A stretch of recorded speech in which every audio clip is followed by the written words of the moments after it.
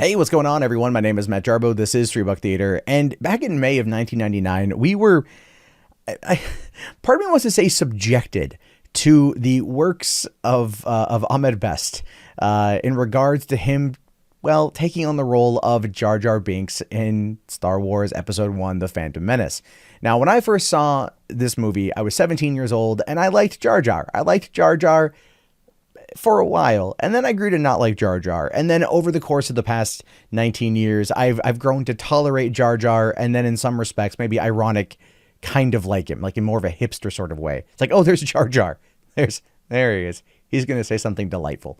But that's how I've always looked at that. I've always looked at Jar Jar as being a character, and at no point in time have I ever looked at the actor from being a negative. Same with Jake Lloyd in regards to him playing young Anakin Skywalker, and how that whole thing played out. Because let's face it, Star Wars Episode 1, The Phantom Menace is a goddamn kid's film. It's a kid's film. And some Star Wars fans were not happy with the portrayal of not only Jake Lloyd, but also Ahmed Best as Jar Jar Binks. And this whole thing boiled down to essentially, well, George Lucas's creation, and one that we've all had to live with for a long time. That being said, this popped up the other day, and I'm a little bit late on covering it, but Ahmed Best posted this in regards to Star Wars and the Kelly Marie Tran situation and the current culture war we find ourselves in. And he says, 20 years next year, I faced a media backlash that still affects my career today. This was the place I almost ended my life. It's still hard to talk about. I survived, and now this little guy is my gift for survival. Would this be a good story for my solo show? Now, what he's referring to is he's referring to the media backlash against Jar Jar Binks. This isn't necessarily the fan backlash to Jar Jar Binks. He says the media backlash, because there was a lot of hit pieces written about this back in the day. People were attacking him. People have been criticizing Jar Jar Binks for nearly 2 decades. But where we find ourselves now is in regards to this current culture war situation, is that the media has been attacking the fans. They're not attacking the actor. The things have shifted. But he says that the media went after him pretty harsh, and that was one of the things that really triggered him. Again, fully understandable. I've done a bit of thinking about this particular situation because people asked me to cover it. They wanted me to talk about it.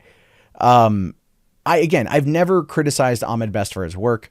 The character of Jar Jar was something he was paid to do. I'm sure in the process of making it, he loved it, because it was like, hey, he gets to be in a Star Wars movie. And for pretty much any actor out there, any creative entity, if you were tapped to be in a film of the largest franchise of all time, you're going to drop what you're doing and give it your best. And he did. It just so happens that the movie was not necessarily the best thing ever. But then he got a lot of flack for that. And I mean, a lot of flack, so much so that his role in episodes 2 and 3 were severely diminished. I mean, he was basically, just like relegated down to being the Dan Quayle of the Galactic Republic. I mean, he went out there, and it's basically Jar Jar's fault for giving the Emperor power, right? It's basically Jar Jar's fault for doing that because, Padme couldn't be fucked to actually be there because, assassins and stuff, right? But she's, flirting with Anakin and getting down and dirty on Naboo. But so it was left to him. And I think that might have been the payback that George Lucas wanted to give fans, to be honest with you, that, oh, you hate him now. Oh, just wait. You'll have a valid reason to hate Jar Jar when we're done with it. And then I think in episode 3, he had like one scene, and it may not even been Ahmed Best. It may just have been like someone, with like the mask on their head. But ultimately, we need to stop and look at the emotional toll on the actor themselves. This man is just flesh, bone, and a person who recites words written by somebody else. It does seem like a very diminishing way of looking at his ability to act and what he's doing, but it's ultimately it, and this person, Ahmed Best, has feelings, he has emotions, and when he comes out and he's in this movie, a movie that all he did was act in, and the way that it was cut, the way that it was edited, the way that it was finished, the way that it was presented on screen had nothing to do with him. But yet he faced the brunt of the backlash from the media. And obviously people are trying to tie this to the whole Kelly Marie Tran situation with Instagram, as well as Daisy Ridley and Instagram, and the general state of affairs in regards to the Star Wars community. They're trying to target toxic fan base as being the reason why Ahmed Best nearly committed suicide almost 20 years ago. But his own words don't say the fan backlash. Jake Lloyd would say the fan backlash, or just the fans in general, but he was a child and he grew up as Anakin Skywalker and caught ridicule for a lot of things, you know, especially probably the yippee. And at no point would I ever, you know, want him to ever feel like pain or suffering. Same with Ahmed here, but I understand why he hates Star Wars. I get it. I understand it. You know, imagine being told you suck for a job that you did, one that you did put your heart and soul into. It makes a lot of sense. But thankfully, in regards to Ahmed Best here, and in regards to him coming out on the other side of this, because it is coming out on the other side, humans, we deal with emotion in very weird ways. We deal with emotion in different ways, and sometimes it's not always the most constructive. And when you're at your end, suicide does sometimes seem like the ultimate option. But he did respond back just not long later, and he said, "Thank you all for your love and kindness. It's been overwhelming. I'm going to start writing the show. Gonna need help because I've never done this before. I'll be trying stuff out and posting it here. Let folks know. Thanks for all your support.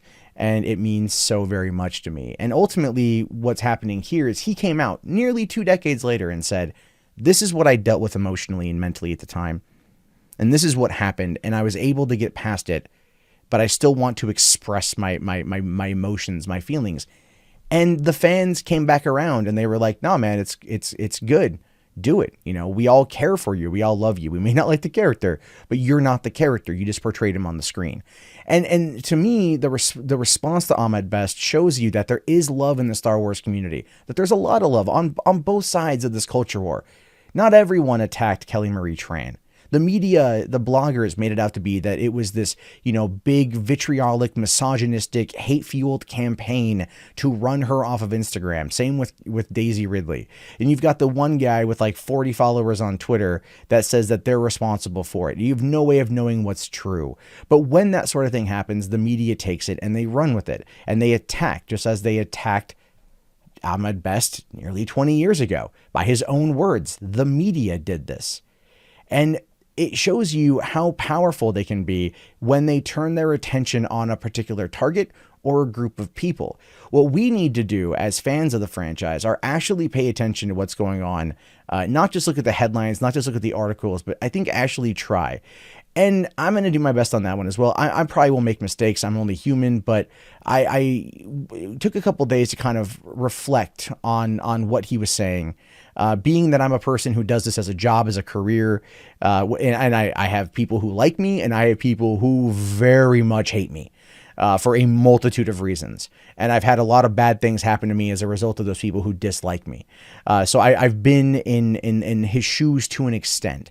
So I can understand it from that regard. So I wish him all the best. When the show happens, I hope it gets recorded and put out there for us to see it, to get his view, his take on playing Jar Jar for 3 movies, and his view of the world and where it took him and what he experienced. Because I think that story would be able to craft a fair amount of empathy from certain people out there on both sides of this discussion that are just trying to fire salvos at one another without realizing that there is ultimately a human cost. We're discussing a property. We're discussing an entertainment franchise, and this is a person who lived that franchise and has dealt with certain aspects of it. And again, I just wish him the best, and I look forward to seeing what he comes up with. And I just wanted to get my thoughts out there on this one. Be sure to leave your comments below, thumbs up the video, subscribe if you're new, and check back often for more content from me. My name is, of course, Matt Jarbo. This has been 3 Buck Theater. Have yourself a great day, and peace out.